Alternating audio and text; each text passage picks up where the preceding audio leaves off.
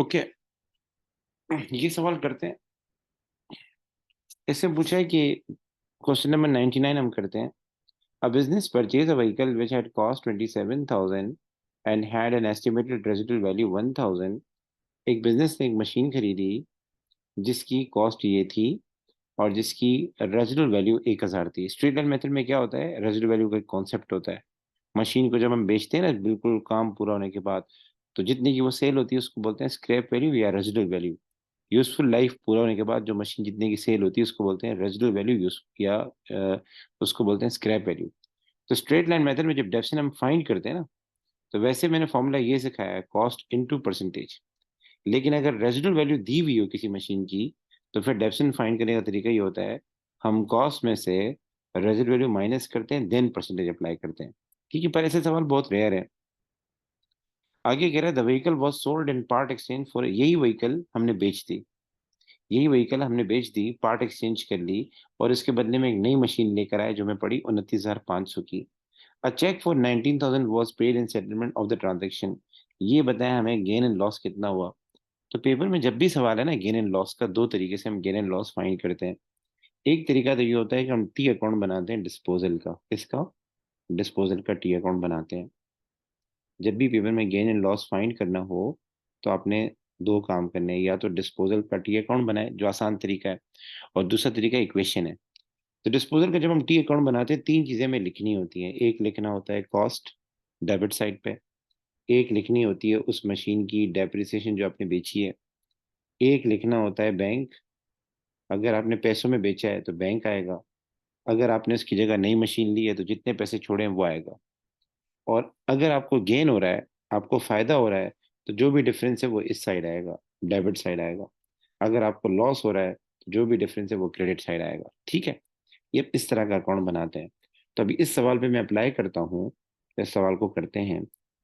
हमने जो मशीन बेची थी ना, उसकी कॉस्ट ये रही 27,000। ये मैं डेबिट साइड पे लिख दूंगा 27,000। उस मशीन की अब तक जो डिडक्शन हो चुकी है वो कितनी हो गई थी? 18,200। ये मैं लिख दूंगा क्रेडिट साइड पे। अब मसला ये है कि पार्ट एक्सचेंज में आपको पैसे नहीं मिलते। पार्ट एक्सचेंज में ये होता है कि जैसे ये मशीन आपने एक्सचेंज की है और उसकी जगह 29,000 वाली 500 लेकर आएंगे, तो आपको इसके पैसे नहीं मिलेंगे, इस 27,000 वाली के पैसे नहीं मिलेंगे। हाँ ये है कि ये जो 29,500 की आपने मशीन खरीदी थी, तो आपने 19,000 पे किए थे। कितने पे किए थे? 19,000 पे किए थे। और 10,500 अपने माफ करवाए थे। तो 10,500 उसने ऐसे माफ नहीं किए, इस पुरानी मशीन की वैल्यू के मद में माफ किए। मतलब उसने कोई एहसान नहीं किया आपके ऊपर कि 19,000 रुपये आपसे लिए और आप खुश हो गए कि 29,000 की मशीन मुझे 19,000 में दे दी। तो बेटा उसने एहसान नहीं किया, बल्कि आपने जो पुरानी मशीन दी है ना, उसकी उसने वैल्यू लगाई, उसने उसकी औकात लगाई। तो उसकी वैल्यू कितनी लगाई होगी उसने? अगर मैं आपसे पूछूं, आपने 29,500 की एक मशीन ली, 19,000 पे किया, तो उसने इसकी वैल्यू कितनी लगाई होगी? जाहिर सी बात है, दोनों का डिफरेंस ले लें, वो 10,500 आ जाएगा। ठीक है। अब आप बताएं कौन सी साइड हायर है, क्रेडिट साइड हायर है, डेबिट साइड हायर है? अगर क्रेडिट साइड हायर है तो ये हमारे लिए गेन है। मेरा जहाँ तक ख्याल है क्रेडिट साइड हायर है, और इसका टोटल आ रहा है 28,500। तो हमारे पास जो डिफरेंस आएगा डेबिट साइड पे वो कितना होगा? वो होगा कि 28,700, सॉरी, 28,700। तो 1,700 का डिफरेंस आएगा डेबिट साइड पे। और मैंने आपको बताया था इस साइड अगर आईएस आता है, इस साइड जो भी डिफरेंस आता है, वो हमारे लिए क्या होगा? गेन होगा, प्रॉफिट होगा। तो इसका आंसर होगा सी। ये वाली बात क्लियर है बेटा? तो रिपीट करें। मैं एक मिनट रिपीट करता हूँ। एक मिनट, मैं ये चैट बॉक्स जरा साइड पे करवा दूँ, क्योंकि आप लोग मैसेज, देखो मैंने मैंने बताया कि जब भी गेन एंड लॉस फाइंड करना हो ना, तो आपको डिस्पोजल का अकाउंट बनाना पड़ता है। किसका? डिस्पोजल का अकाउंट बनाना पड़ता है।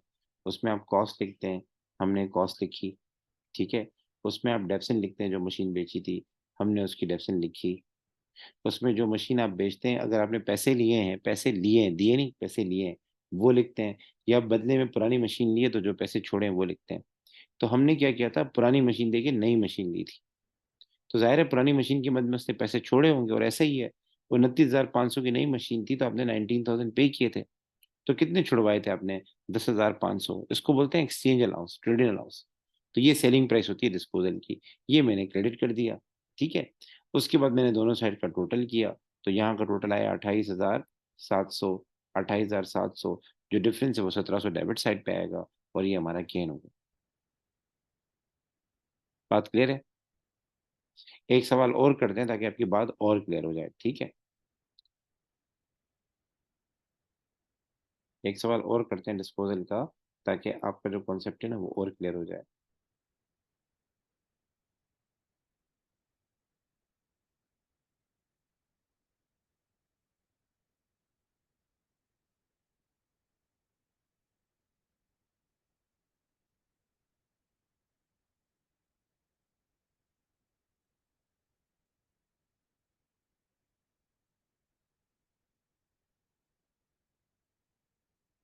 एक मिनट यार, सवाल मिल नहीं रहे।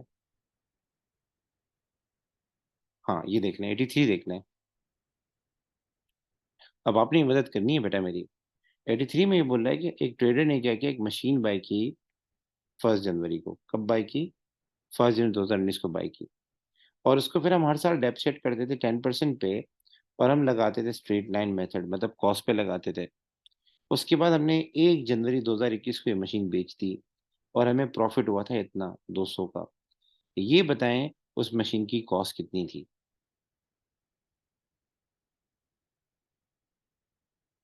ये बड़ा प्यारा सवाल है, बल्कि बड़ा खतरनाक सवाल है।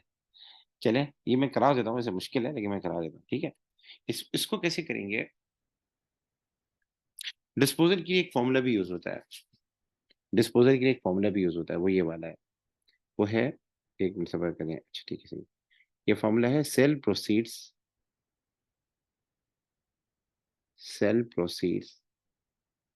माइनस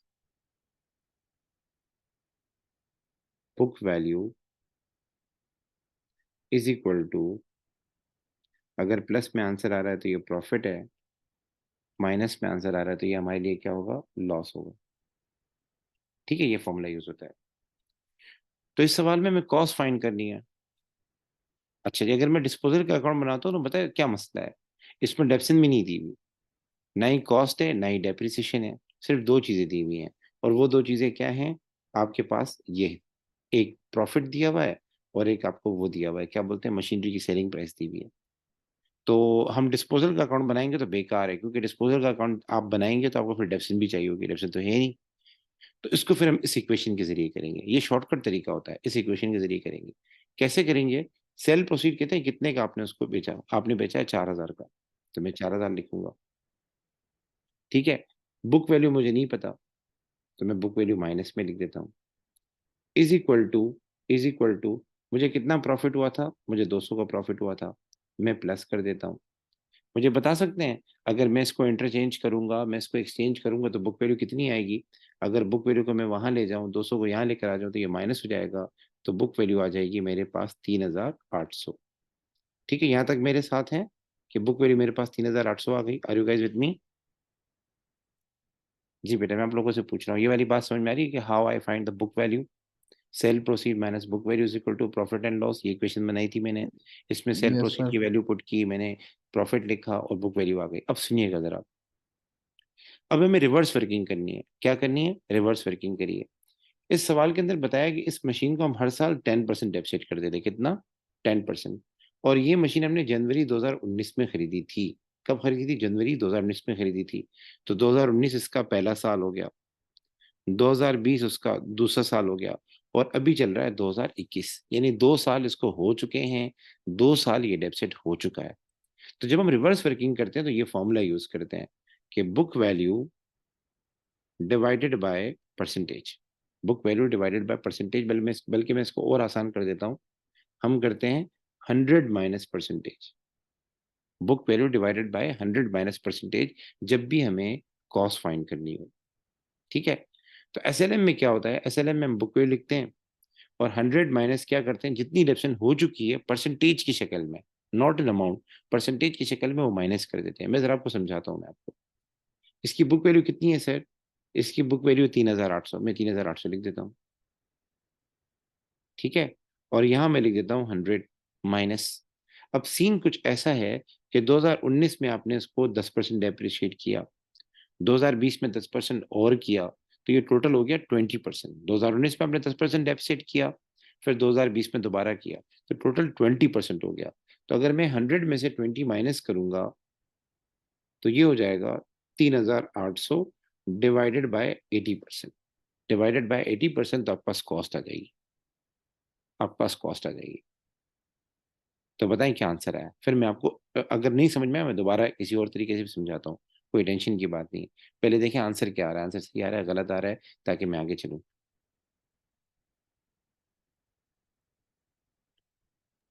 4750। 4750, 4750 मेरे ख्याल से इसमें है। यस सर, इसका आंसर बी है। अच्छा मैं इसको जरा दोबारा समझाऊं। ये जो बुक वैल्यू डिवाइड की थी मैंने परसेंटेज से, आपने से कुछ बच्चों को नहीं समझ में आएगी, मैं समझा दूं जरा। देखें, मेरे पास एक एसेट था, उसकी कॉस्ट थी 4750, ठीक है। मैंने 10% उस पर डेप्शन लगाई, तो 4750 का 10% कितना आएगा, 475 आएगा। मैं इसको माइनस कर देता हूँ, तो मुझे पता है मेरे पास कॉस्ट के वो बुक वैल्यू कितनी आ जाएगी। 4750 माइनस 475 कितनी आ जाएगी, आई थिंक सो ये आ जाएगी 4325, नहीं 4375 ही होगी। बताएं कितना आया। क्या सर, रिपीट करें?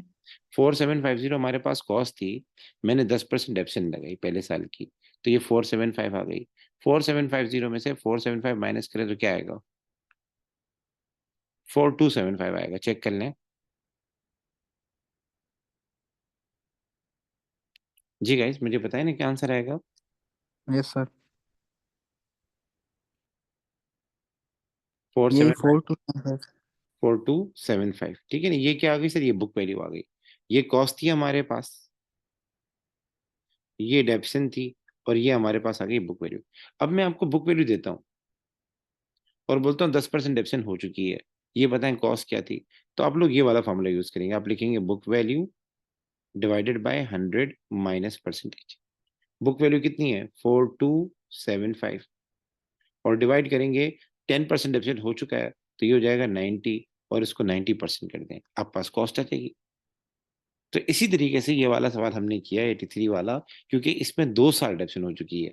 2019 में इसको हमने खरीदा था मशीन को, फिर हमने 2021 में हम खड़े हैं, तो 2019 में डेप्सिट हुआ, देन 2020 में हुआ, 2 साल की हो चुकी थी 10%। तो मैंने 100 में से 20 माइनस किया, तो ये आ गया 80, 80% से डिवाइड किया, मेरे पास आंसर आ गया।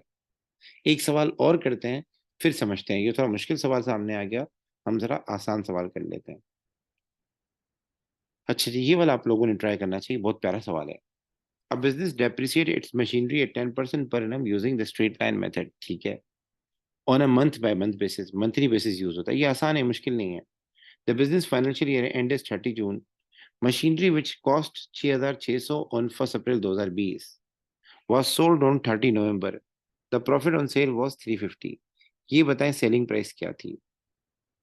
इसमें आपको कॉस्ट गिवन है, ठीक है, कॉस्ट गिवन है।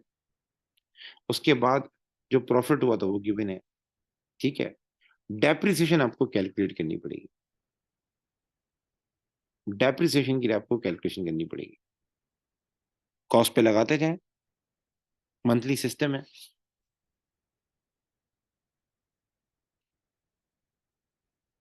चलिए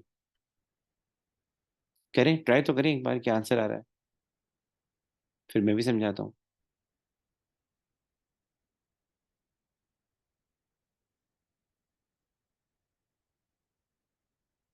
जी,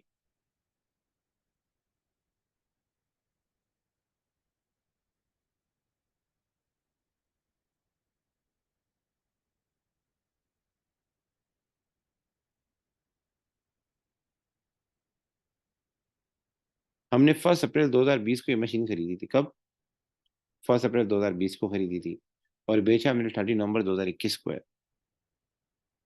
तो देख लिया कितने मंथ्स बनते हैं। टोटल डेप्सिट डायरेक्ट भी फाइंड कर सकते हैं। एमसीक्यूज जब आते हैं ना, तो बच्चे डायरेक्ट भी काम करते हैं। डायरेक्ट काम कैसे करते हैं, एसएलएम में लग जाता है, एसएलएम में, ओनली एसएलएम, और किसी में नहीं।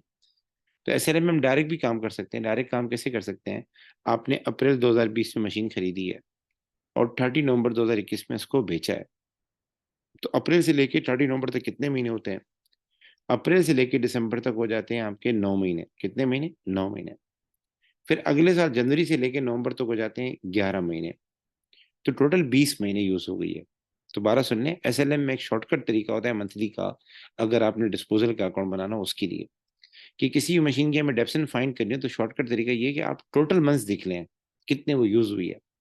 तो अप्रैल से लेके दिसंबर तक, अगर हमारा साल दिसंबर में एंड होता है, तो अप्रैल से लेके दिसंबर तक कितने महीने हो जाएंगे? 9 महीने हो जाएंगे। और 1 जनवरी से लेके 30 नवंबर तक कितने महीने हो जाएंगे? 11 महीने हो जाएंगे। कितने महीने हो जाएंगे? 11 महीने हो जाएंगे। टोटल महीने कितने हो गए? 20। तो डेप्सिन फाइंड करने का एक शॉर्टकट तरीका है मंथली में डिस्पोजल के लिए। आप पहले कॉस्ट लिखें 6,600, फिर आप मल्टीप्लाई करें 10% से, फिर आप मल्टीप्लाई करें कितने महीने यूज हुआ है, 20 डिवाइडेड बाय 12। आपके पास आंसर आ जाएगा। जितने महीने आपने इसको यूज किया है डिवाइड बाय 12 कर दिया। मंथली चेक करें तो मंथली में डिवाइड बाय 12 जरूर करना पड़ता है। अब आप बताएं क्या आंसर आया। जी गाइस,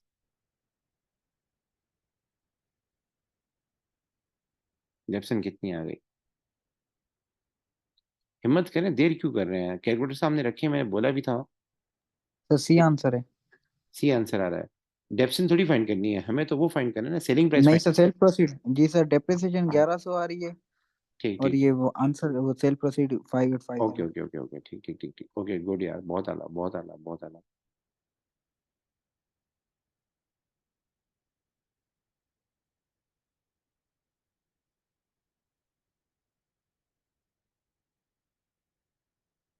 ये वाला जरा देखें, 78 जो है,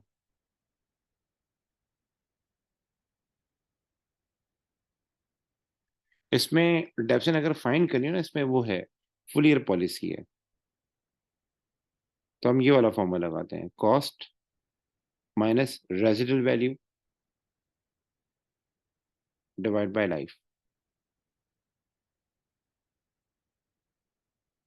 चले मैं आपको बता देता हूँ, ये मैं करा देता हूँ, कोई मसला नहीं है। तो ये रेजिडुअल वैल्यू है क्या? असल में स्ट्रेट लाइन मेथड में क्या होता है, स्ट्रेट लाइन मेथड में जो असल फॉर्मूला है वो परसेंटेज वाला नहीं है, वो ईयर वाला है। फिर हम उसको कन्वर्ट करते हैं, यानी डिवाइड बाय 10 हो रहा है तो ये 10% हो जाएगा, डिवाइड बाय 5 हो रहा है तो ये 20% हो जाएगा। असल फॉर्मूला ये वाला जो मैंने लिखा हुआ है स्ट्रेट लाइन मेथड का, कॉस्ट माइनस रेजिडुअल वैल्यू। असल में डेप्सन का मतलब होता है वो खर्चा जो आपको नहीं मिलने वाला, वो खर्चा जो आपका एक्सपेंस है। तो जब हम एक चीज खरीदते हैं ना, जैसे आपने एक एसी खरीदा घर के लिए, तो एसी जब बिल्कुल खत्म भी हो जाएगा, तो भी 3 डब्बे वाला कबाड़ी वाला 5,000 का 6,000 का उसको ले लेगा, लोहे की मद में। तो इसको कहते हैं रेजिडुअल वैल्यू, कि जब एक चीज पूरी हो जाए, उसकी यूजफुल लाइफ खत्म हो जाए, तो वो कितने की जाएगी। तो आपने एक गाड़ी ली, अब गाड़ी बिल्कुल खत्म हो गई, उसके 20 साल यूजफुल लाइफ थी, पूरे हो गए, तो ऐसा थोड़ी कि जीरो की बिकेगी, कुछ ना कुछ तो पैसे मिल जाएंगे। तो जब हम डेप्सन रिकॉर्ड करते हैं तो हम कोशिश करते हैं वो पैसे जो आगे जाके मुझे मिलने हैं वो मैं माइनस कर लूँ। इसीलिए हम कॉस्ट को क्या करते हैं, माइनस करते हैं, और रिमेनिंग वैल्यू को डिवाइड करते हैं या फिर मल्टीप्लाई करते हैं। ये एसएलएम में यूज होता है। तो इस सवाल में सीन क्या है कि इस सवाल में कॉस्ट तो दी हुई है। कॉस्ट कितनी है सर? 30,000, मैं लिख दूंगा कॉस्ट। इस सवाल में जब मशीन को बेचा था तो हमें प्रॉफिट हुआ था, वो भी दिया हुआ है। कितना प्रॉफिट हुआ था? 200। सर ये क्या होगा? ये भी डेबिट हो जाएगा। मसला ये आ रहा है डेप्रिसिएशन का। अब ये मशीन आपने 4 साल इस्तेमाल की है, कितने साल? 4 साल, चौथे साल आपने इसको बेचा है, चौथे साल बेचा है। फुल ईयर पॉलिसी है, कौन सी पॉलिसी है? फुल ईयर पॉलिसी है। फुल ईयर पॉलिसी ये कहती है कि a full year policy definition is charge for each year the asset is owned. चौथे साल के एंड पे आपने क्या कर दिया था? मशीन को बेच दिया था। For each year the asset is owned, चौथे साल में आपने क्या किया था? एसेट को बेच दिया था। The machine was sold at a profit of 200। तो ये हमारे पास यूज हुई है 3 साल। तो 3 साल की आपको डेप्शन फाइंड करनी पड़ेगी। सर वो कैसे फाइंड करेंगे? हम लिखेंगे डेप्रिसिएशन, कॉस्ट कितनी है? 30,000, माइनस, माइनस करेंगे हम इसमें से, क्या नाम है, रेजिडुअल वैल्यू कितनी है सर? 5,000। अब इसमें एक छोटा सा मसला है, यहाँ वो ये कह रहा है कि क्या नाम है, at the end of fourth year. अब ऐसा भी हो सकता है कि साल के एंड पे ही बेचा हो, बिल्कुल साल के एंड पे बेचा हो। अब अगर साल के एंड पे बेचा है ना, तो फिर हमें डिडक्शन लगानी पड़ जाएगी। फिर अगर पहला साल हो या पिछला साल हो, बात एक ही बनती है। ठीक है, और यहाँ नहीं बोला कि डिस्पोजल वाले साल नहीं लगानी, बस ये बोला है a full year डेप्शन is charge for each year the asset is own. ठीक है। तब इस क्वेश्चन में एम्बिग्यूटी पाई जाती है, तो बेहतर ये है कि हम इसको डिवाइड बाय 4 करें, क्योंकि डेट इसने मेंशन नहीं की कि हमने इसको बेचा कब था। और वर्डिंग में बोल रहा है कि हमने at the end of the fourth year बेचा है। तो एंड का मतलब 31 दिसंबर भी हो सकता है। तो अगर 31 दिसंबर को बेचा है तो फिर तो पूरा साल काउंट हो जाएगा। सो हम इसको क्या करेंगे, सॉरी सॉरी सॉरी सॉरी, मैं गलत कर रहा हूँ। पहले हम इसको डिवाइड करेंगे 5 से, ताकि हमारे पास नॉर्मल डेप्सिन आ जाए। दोबारा सुन लें, 30,000 इसकी कॉस्ट थी, 5,000 उसकी रेजिडल वैल्यू थी, और उसकी यूजफुल लाइफ, ईयर से मुराद यूजफुल लाइफ, वो कितनी थी, 5 थी। तो आपके पास डेप्सिन आ जाएगी, बताएं कितनी आई। फिर वो हर साल इक्वल होती है, 5,000 आ जाएगी। कितनी आ जाएगी सर, 5,000 आ जाएगी। कितनी आ जाएगी सर, 5,000 आ जाएगी। अब ये 4 साल डेप्सिट हो चुका है, कितने साल, 4 साल। 4 साल इस्तेमाल करके आपने बेचा है। तो पहले साल की 5,000, दूसरे साल की 5,000, तीसरे साल की 5,000, चौथे साल की 5,000, टोटल डेप्सिट कितनी आ जाएगी सर, 20,000 आ जाएगी। तो अब आप देख लें कि आपने उसको कितने का बेचा होगा, ऊपर सेलिंग प्राइस आ जाएगी। बताएं कितना है आंसर। Okay okay. ये असल में बीच में नए नए सवाल आ जाते हैं, लेकिन फायदा है आपको, कॉन्सेप्ट क्लियर हो जाएगा। आप एमसीक्यूज करेंगे ना, आपका दिमाग सेट हो जाएगा। तो ये सेल्फ प्रोसीड वाला ये समझ में नहीं आया। ये मैं आगे समझाता हूँ। सेल प्रोसीड कहते हैं कि आपने जो मशीन बेची थी वो कितने की मिली ना। तो यहाँ मैंने ये बच्चों को बताया कि पहले हम लिखेंगे कॉस्ट, ठीक है। कॉस्ट हमारे पास ये रही, 30,000। फिर अकाउंट कौन सा बना रहे हैं, डेप्रिसिएशन का या मैं डिस्पोजल डिस्पोजल का का बना बना रहा हूँ, मैं रहे हैं? सवाल ही आपको डिस्पोजल के कर रहा हूँ, डेप्सिन को तो अकाउंट ही नहीं बना रहा मैं तो। मैं डायरेक्ट डिस्पोजल पे आया हूँ। पेपर में डिस्पोजल बहुत आता है, डिस्पोजल पे ग्रिप अप क्यों नहीं चाहिए, ठीक है। तो फिर मैंने प्रॉफिट लिखा, ये अकाउंट में डिस्पोजल का बना रहा हूँ। किसका बना रहा हूँ, डिस्पोजल का। शुरू शुरू में फॉर्मेट बनाया होगा ना। सेल प्रोसीड कहाँ आता है, डिस्पोजल में आता है ना, और कहीं नहीं आता ये तो। ये आ ही नहीं सकता ये तो, कि सेलिंग प्राइस कितनी थी। तो यहाँ मैंने ये बच्चों को कहा कि पहले हमें इसमें मसला ये आ रहा है, कॉस्ट दी हुई है, प्रॉफिट दिया हुआ है, हमें ये नहीं दिया हुआ कि भाई क्या नाम है, क्या बोलते हैं, जो मशीन मैंने बेची थी उसकी टोटल डेप्सिन कितनी थी, वो हमें कैलकुलेट करनी पड़ेगी। तो मैंने 30,000 लिया, माइनस किया 5,000, डिवाइड किया 5 से, तो ये आ गई 5,000। 5,000 एक साल की डेप्सिन थी, हमने 4 साल इस्तेमाल किया है। तो 5,000 को हम 4 से मल्टीप्लाई करेंगे, ये 20,000 आ जाएगा। हमने दोनों साइड का टोटल किया, हमारे पास फाइनल आंसर आ गया, सेल प्रोसीड जो है।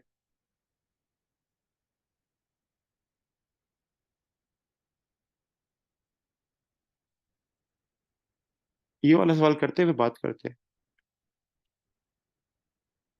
अच्छा, ये एक और चीज मैं आपको बता दूं, कभी कभार क्या होता है, जब हम किसी चीज को बेचते हैं, तो बेचते वक्त हम और भी खर्चा करते हैं। मजबूरी होती है हमारी, उसको रिपेयर कराना है, उस पर और काम करवाना है। तो जब आप कॉस्ट लिखते हैं ना डेबिट साइड पे, एक मिनट में डिस्पोजल का फॉर्मेट बना दो, आप लिखते हैं कॉस्ट डेबिट साइड पे, डेप्सन लिखते हैं क्रेडिट साइड पे, ठीक है। अगर गेन हो रहा है तो आईएस आएगा डेबिट साइड पे, पैसे मिले हैं आपको तो वो बैंक कहलाता है क्रेडिट साइड पे। कभी कभार क्या होता है, मशीन को बेचने के लिए हमें फर्दर डिस्पोजल कॉस्ट भी बेयर करनी पड़ती है, फर्दर खर्चे भी बेयर करने पड़ते हैं। तो वो जो फर्दर खर्चे बेयर करने पड़ते हैं, उनको बोलते हैं डिस्पोजल कॉस्ट। ये डेबिट होते हैं। ये क्या होते हैं सर, डेबिट साइड पे आते हैं। ये एक्सपेंस होते हैं। ये क्या होते हैं, एक्सपेंस होते हैं। तो ये फिर डेबिट होते हैं, ठीक है। तो इस सवाल को जरा करते हैं। ये सारे मैं डिस्पोजल के करा रहा हूँ सवाल आपको, सारे के सारे, ताकि आपका एक जहन बन जाए ना, एक डिस्पोजल पे ग्रिप हो जाए आपकी। तो यहाँ इसने लिखा है कि हमने एक मशीन परचेज की, उसकी कॉस्ट थी 2,90,000, और हमने इसको डिलीवर भी करवाया, हमने इसकी डिलीवरी भी करवाई, उसको इंस्टॉल भी कराया, तो उस पर हमारा 10,000 और खर्च आया। तो कल मैंने आपको बताई थी कि कॉस्ट का मतलब क्या होता है, purchase price plus further expenses.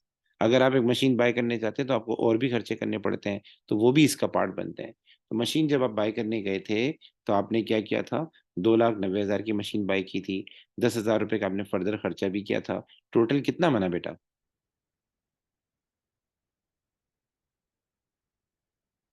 जी, टोटल कॉस्ट कितनी बनी। बेटा आप लोग बोल नहीं रहे, फायदा नहीं होगा। मैं उनको पढ़ा रहा हूँ जो पढ़ना चाहते हैं। अगर मैं इतनी कुर्बानी देके पढ़ा रहा हूँ तो बेटा हिम्मत करें, या तो चैट में लिखें या साथ दे मेरा। सुन रहे हैं सर। सुनने से फायदा नहीं, मैंने कंप्यूटर उठाओ ना यार। क्योंकि बकायदा मैं अपनी क्लास 10:45 में रखने की वजह ये होती है कि बच्चे मेरे तीन सो लाख हो जाते हैं। गए। ये 3 लाख हो गए, शाबाश, ठीक है, 3 लाख हो गए। तो थोड़ा हिस्सा लें, पार्टिसिपेट करें, ठीक है, 3 लाख हो गया। उसके बाद सर, इसने बोला है कि रिड्यूसिंग बैलेंस मेथड यूज होता है to depreciate the asset at a rate of 20% per annum. ठीक है, रिड्यूसिंग बैलेंस मेथड है। A full year deduction is charged in the year of acquisition and none in the year of disposal. On 31st December 2021, the non-current asset was sold. हमने कितने का sold किया? 2,05,000 का। Selling price है, क्या करेंगे sir? Credit करेंगे। ये सेलिंग प्राइस है, बैंक है। हमने साथ में 5,000 रुपए का खर्चा भी किया, क्या करेंगे सर? डेबिट करेंगे। अब वो बोला है प्रॉफिट बताओ, तो आपने कॉस्ट लिख दी, आपने सेलिंग प्राइस भी लिख दी, अब क्या रहता है? डेप्शन रहती है। तो ये आप लोग कर लें कैलकुलेशन, आप लोगों के लिए आसान है। आप लोग क्या करें, बहुत आसान तरीका है, बैठ के कैलकुलेशन कर लें, मोबाइल उठाएं। हमने ये मशीन बाई की थी जनवरी 2019 में। कब बाई की थी? जनवरी 2019 में। 2019 में इस्तेमाल की, 2020 में इस्तेमाल की, और 31 दिसंबर 2021 में इस मशीन को क्या कर दिया? बेच दिया।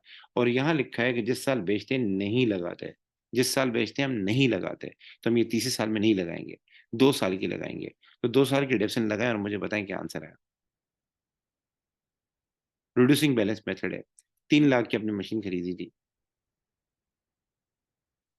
हर साल 20% लगेगी।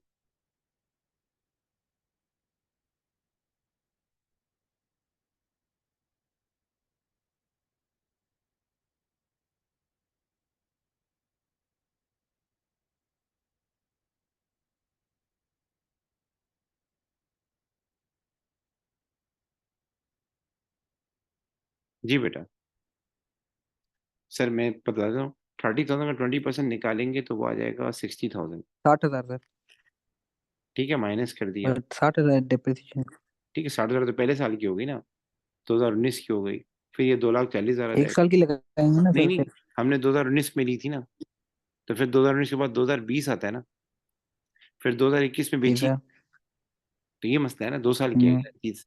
हम जब डिस्पोजल दो का हजार अकाउंट बनाते हैं ना, उन्नीस से लेके 20 तक। जी जी। 2019 से 2020 तक सर, एक साल हुआ ना। अच्छा, नहीं, 2 साल। देखिए जनवरी में हमारा साल शुरू हो रहा है ना, जनवरी से लेके 31 दिसंबर तक 12 महीने पूरे होते हैं ना। मैं बात कर रहा हूँ 31 दिसंबर 2020 हम्म। की बात कर रहा हूँ। सर ये हो जाएगा सही सही सर। 48,000।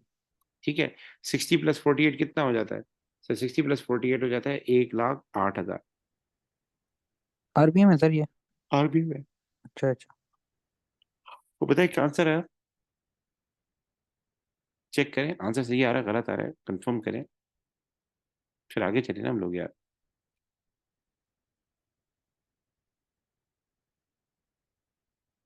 1,80,000 तो नहीं आएगा बेटा, 1,08,000 आएगा ना सारा बेटा।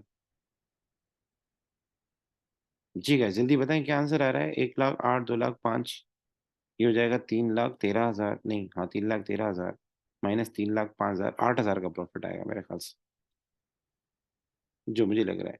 ठीक है, आगे चलता हूँ, क्योंकि आप टाइम बहुत ज्यादा जाया करवा रहे हैं। ये वाला सवाल आप लोगों ने करना है, 76। अब आप लोग करें।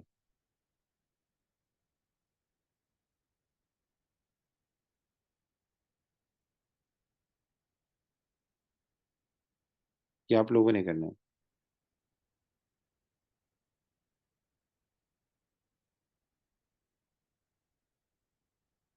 रिड्यूसिंग बैलेंस मेथड है, ठीक है बेटा।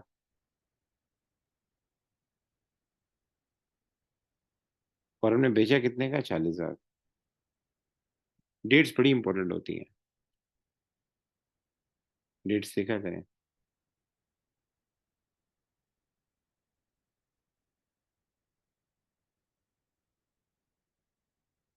जी।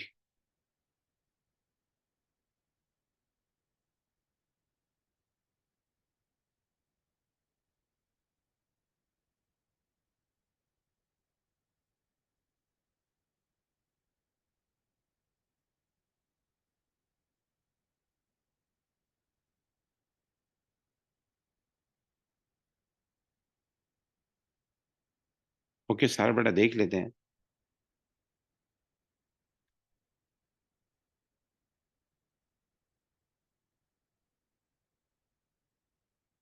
सारा बेटा देख लेते हैं।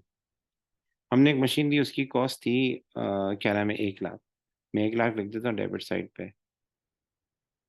ठीक है ना, हमने उसको बेचा कितने का? 40,000, मैं लिख देता हूँ क्रेडिट साइड पे। Main issue is depreciation. हमने मशीन बाय की थी 2020 में। कब बाय की थी? 2020 में बाय की थी। कब बाय की थी? 20 में बाई की थी, ठीक है। और बेचा कब है? 2022 में बेचा है, 1 जनवरी को। उसके बाद 2021 आता है, यानी 2 साल मशीन को इस्तेमाल किया है। कितने? अकाउंटिंग के हिसाब से 2 साल मशीन को इस्तेमाल किया है, फिर बेचा है। तो अब आप लोगों ने करना क्या है? आप लोगों ने ये करना है कि आप जाके 1 लाख रुपए के ऊपर पहले लगाएं 20%, ये आ जाएगा 20 हजार। नहीं, 20% है, ठीक है, 20 हजार आ जाएगा। इसको माइनस करेंगे तो ये 80 हजार आ जाएगा। 80 हजार पे 20% लगाएंगे तो ये 16 हजार आ जाएगा। तो 16 और 20, टोटल डेप्सिन कितनी हुई?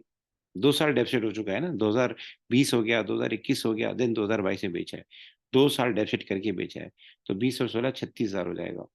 मैं यहाँ लिख देता हूँ 36 हजार। तो 36 + 40, 76 हो जाएगा। 76 माइनस 1 लेके ये हो जाएगा बी 24,000। आंसर है sir, B B for answer है। Ball, B for ball, B for ball. एक सवाल और करते हैं, ये वाला चेक करें आप सवाल। 73, ट्राई करें आप लोग जो है।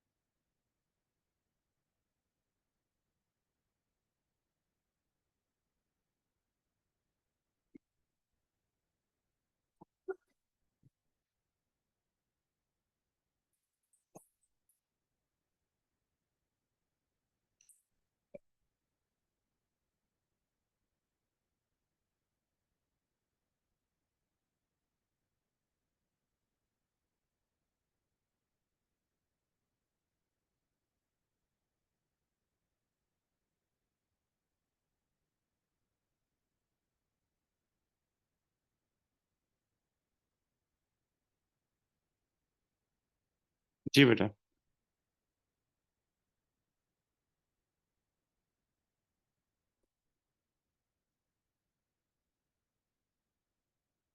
चलें ये देख लेते हैं ये कैसे होगा। इसको भी करा देता हूँ। हमने एक मशीन ली, उसकी कॉस्ट थी 15 हजार। 15 हजार क्या कर देंगे? डेबिट कर देंगे, ठीक है। अच्छा, डेप्सन में हमारे पास स्ट्रेट लाइन मेथड यूज होता है, और हमने 6 साल बाद बेचा है, 6 साल बाद बेचा है। डेप्सन कितनी हुई होगी? 15 हजार हमारी कॉस्ट है, जीरो रेजिडल वैल्यू है, यूजफुल लाइफ 10 है। तो उसकी 1 साल की डेप्सन कितनी आएगी? 15 हजार डिवाइड बाई 10, 1500। 1500। ठीक है। स्ट्रेट लाइन मेथड का असल फॉर्मूला ये है, cost minus residual value divide by useful life, या एस्टिमेटेड लाइफ। ठीक है। तो ये 1500 आ गई।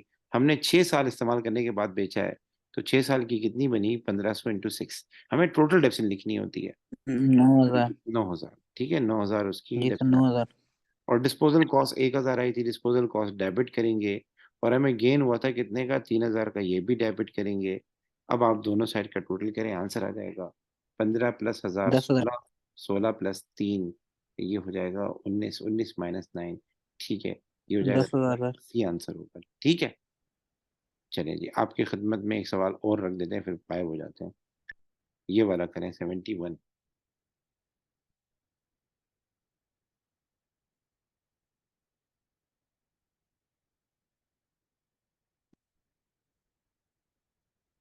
ये ये रेजिडुअल वैल्यू है, ठीक है। ये जो 1 लाख है ना, ये रेजिडुअल वैल्यू है, ठीक है। और 5 लाख जो है, ये उसकी कॉस्ट है। और ये उसकी यूजफुल लाइफ है, 20 साल। 10 साल के बाद मशीन को हमने बेचा है। सेलिंग कॉस्ट, डिस्पोजल कॉस्ट एक ही चीज है। सेलिंग कॉस्ट, डिस्पोजल कॉस्ट एक ही चीज है।